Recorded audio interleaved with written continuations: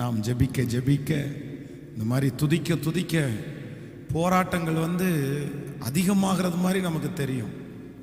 நான் ஜெபம் பண்ண தானே போராட்டம் அதிகமாகுது. நான் இந்த மாதிரி ஒப்பு கொடுக்க தானே போராட்டம் அதிகமாகுது.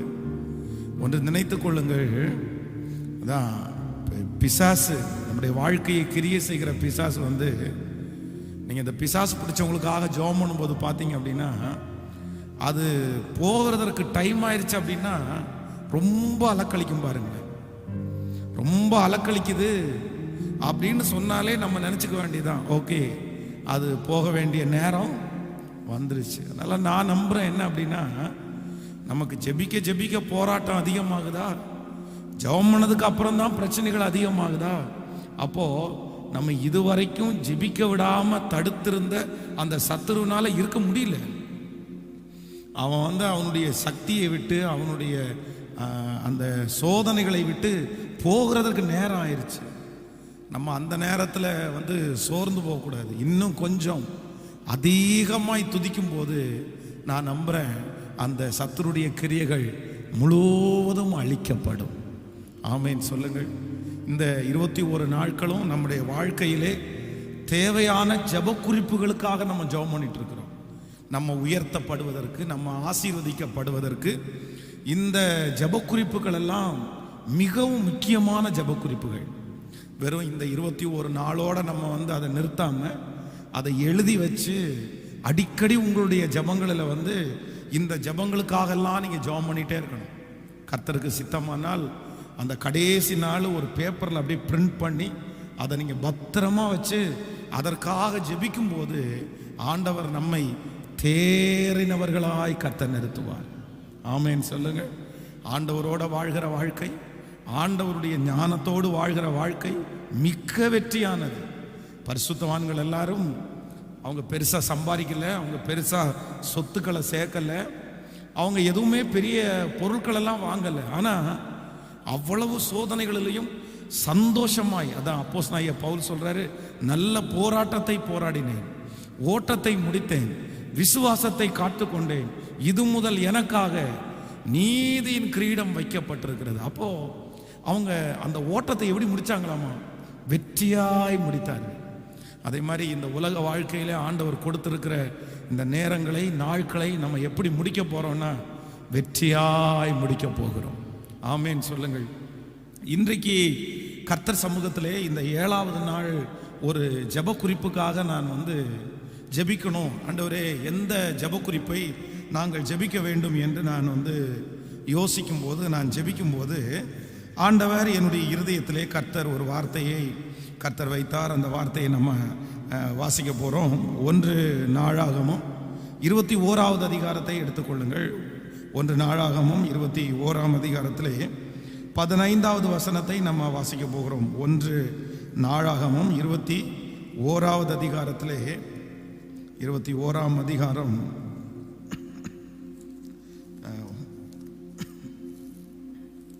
எடுத்துக்கொண்டீர். 1 நாளாகமம் 21ஆம் அதிகாரத்திலே 15வது வசனத்தை நாம் வாசிக்க போகிறோம். 21ஆம் அதிகாரம் 15வது வசனத்தை சேர்ந்து, தாவீது எருசலேமையும் அழிக்க தேவன் ஒரு தூதனை அனுப்பினார்.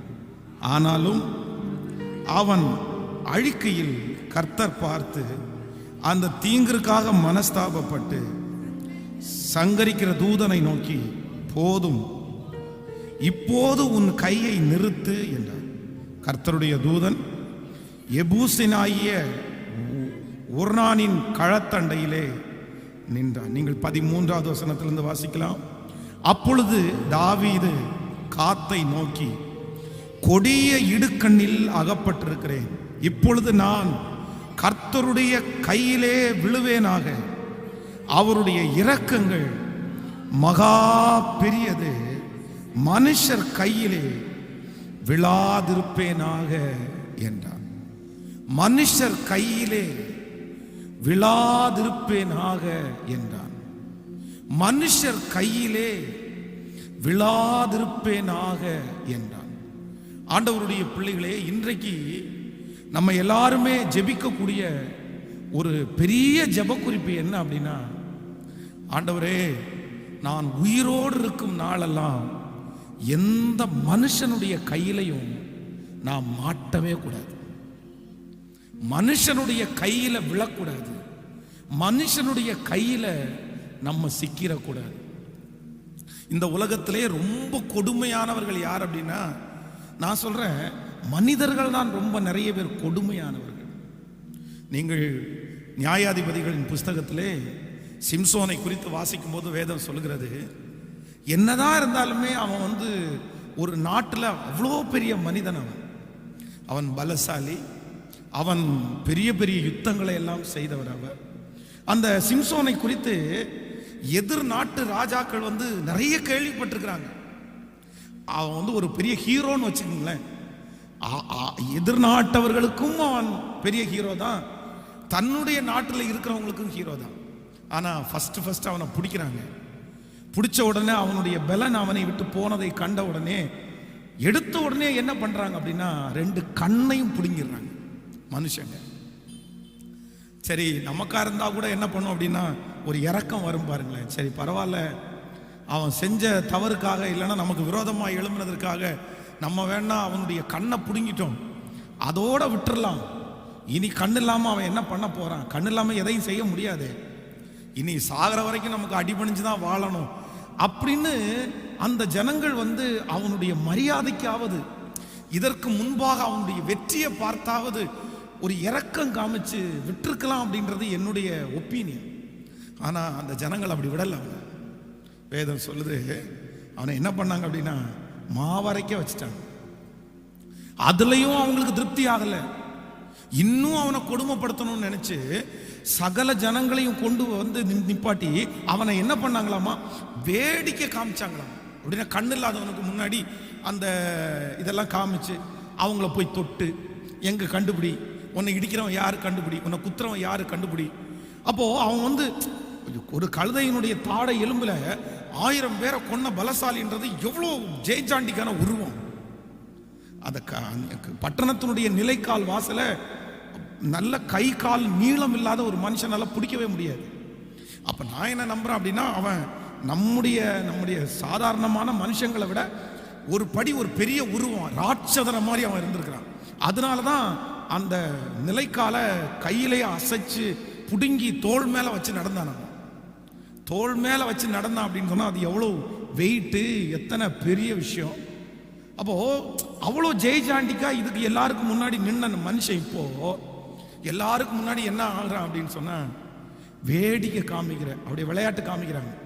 சின்ன பசங்களை எல்லாம் விட்டு, வயசானவங்களை எல்லாம் விட்டு, அவன் அப்போ அவ்வளோ உடம்பு பார்த்துட்டு அப்படியே தொட்டு பார்க்கும்போது அங்கே ஆள் இருக்காது, எப்படி இருக்கும் பாருங்க. ஆனால் மனுஷங்களுக்கு அதுலேயும் திருப்தி ஆகலைங்க. கண்ணை பிடுங்கிட்டாங்க, திருப்தி ஆகலை. மாவரைக்க வச்சுட்டாங்க, திருப்தி ஆகலை. அவனை வேடிக்கை காமிக்கிற பொருளா வச்சுட்டாங்க, அதுலயும் திருப்தி ஆகல. அதுக்கப்புறம் என்ன நினைக்கிறாங்க அப்படின்னு சொன்னா, இவங்களுக்கு மட்டும் காமிக்க முடியாது, இந்த உலகத்தில் இருக்கிற எல்லாருக்குமே காமிச்சிடணும்டா. அதுக்காக ஒரு ஃபங்க்ஷன் அரேஞ்ச்மெண்ட் பண்ணி, அந்த ஃபங்க்ஷனை அரேஞ்ச்மெண்ட் பண்றதுக்கு காரணமே என்ன அப்படின்னா, இவனை அவங்களுக்கு முன்னாடி கேவலப்படுத்தணுன்றதுக்காகவே காமிச்சாங்க. சாகிற வரை சித்திரவதைன்றாங்கல்ல, சாகிற வரை. உலகத்தில் இருக்கிற ஒரு மனுஷனுடைய கையில நம்ம மாட்டிக்கிட்டோம் அப்படின்னா, தேவையில்லாத மனிதனுடைய கையில நம்ம மாட்டிக்கிட்டோம் அப்படின்னா, நான் நம்புறேன் அவங்க பரிதாபமே பார்க்க மாட்டாங்க, சாகிற வரைக்கும் நம்மளை கஷ்டப்படுத்துவாங்க, சாகிற வரைக்கும். அதை நான் நிறைய டைம் சொல்லியிருக்கிறேன். ஐயோ பாவமாச்சே, இவன்கிட்ட 1 லட்சம் வாங்கிட்டோமே, 2 லட்சம் வாங்கிட்டோமே, 5 லட்சம் வாங்கிட்டோமே. நீங்க மரணம் அடைகிற வரைக்கும் ஏமாத்தணும்னு முடிவு பண்ணிட்டான் அப்படின்னா, அந்த ஸ்பிரிட்ல இருக்கிற நபர் நம்ம சாகும் போதுதான் நம்மளை விடுவாங்களே தவிர, அது வரைக்கும் எவ்வளவு ரத்தத்தை உரிய முடியுமோ அவ்வளவு ரத்தத்தை உறிஞ்சிருவாங்க. அதனால நம்ம எல்லாருமே ஜெபிக்க வேண்டிய ஜெபம் என்ன அப்படின்னா, ஆண்டவரே என்னையும் என் பிள்ளைகளையும் மனுஷனுடைய கையிலிருந்து என்ன பண்ணிருங்க அப்படின்னா, விழாதபடி காத்துக்குங்க ஆண்டவரே.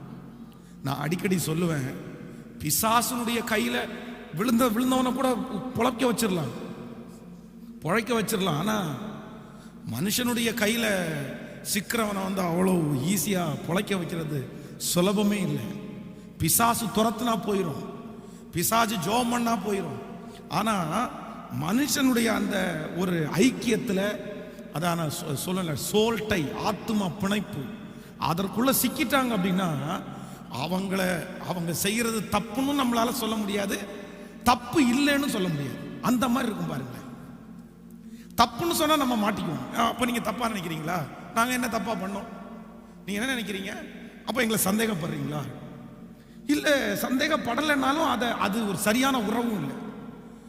மனிதர்களுடைய கையில, நம்முடைய குடும்பத்தில் இருக்கிறவங்க யாருமே, நான் நம்புறேன், இதற்கு முன்பாக உங்களுடைய மனிதர்களுடைய கைகளிலே நீங்கள் சிக்கி பணங்களை இழந்திருக்கலாம். பாஸ்டர், நீங்க சொல்றது உண்மை. நான் நிறைய பணத்தை இழந்துட்டேன் பாஸ்டர், பொருட்களை இழந்துட்டேன், என் கணவனாரை, என் மனைவியை இழந்துட்டேன், என் பிள்ளைகளை இழந்துட்டேன். ஆனா நான் நம்புறேன், இதற்கு பிறகு நம்ம இன்னைக்கு முழங்காலே நின்று ஜெபிக்கிறோம். ஆண்டவரே, எனக்கு அந்த கிருபையை கொடுங்க ராஜா. எந்த மனுஷனுடைய கையிலையும் நானோ என் பிள்ளைகளோ என் வம்சமோ மாட்டவே கூடாதப்பா. மனுஷனுடைய கைகளுக்கு எங்களை தப்புவோம் என்று ஜெபிக்கும் போது நான் நம்புறேன், ஆண்டவர் நம்முடைய ஜெபத்தை கேட்டு பெரிய அற்புதத்தை செய்வார். எல்லாரும் கையை உயர்த்தி ஆண்டவரிடத்துல சொல்லுங்க, ஆண்டவரே, மனுஷனுடைய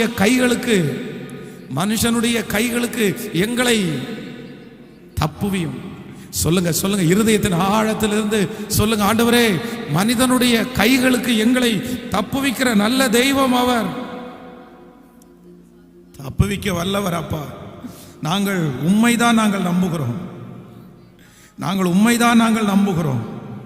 ஆண்டவரே, நாங்கள் உண்மையே நம்பி இருக்கிறோம். இப்பொழுது மனுஷனுடைய கையிலே சிக்கி இருக்கிறவர்கள் யாரா இருந்தாலும் ஆண்டவர் அவர்களை இப்பொழுது மீட்டு எடுப்பீராக ராஜா. மீட்டு எடுங்க ஆண்டவரே. உங்களால தான் முடியும் ஆண்டவரே, உங்களால தான் முடியும். ஆமென் சொல்லுங்க.